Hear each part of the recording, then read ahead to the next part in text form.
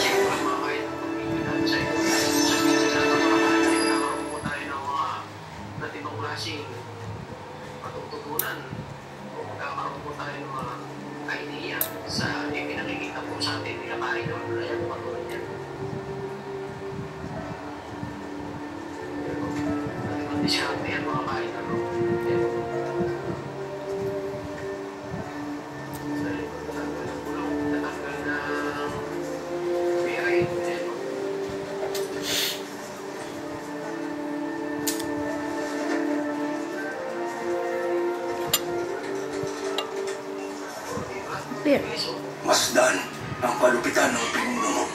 Ngunit kung tayo ay tuluyang mamuhi sa kanya, saan magmahuli? Kung pakikitaan pa rin niya ng hapag ang halimaw na to, bumalik na lang siya sa templo at magdasal. Si Mama. O ating misyon. At hindi tungkol sa kapayapaan.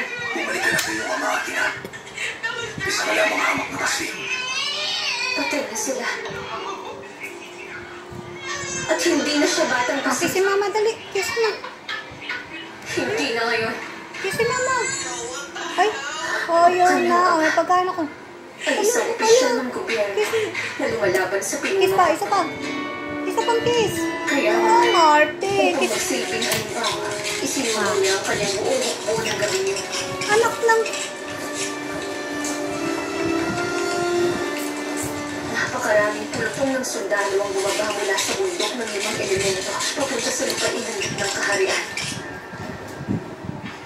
Matitinis na sigaw ng mga inisentong tao ang mailanman sa ng gabi niyo.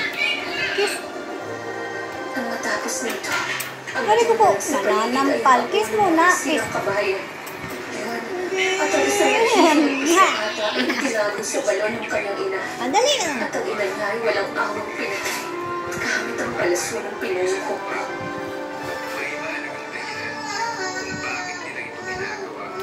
Sa oras na marating niya, ang palasyo ng pinuno mo, hindi ay ito bibigyan ng kapatawaran. Mohe, ang ibibigay niya ay ito.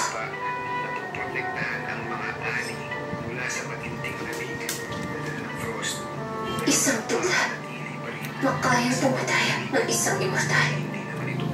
Matagal siyang nagsayo nito.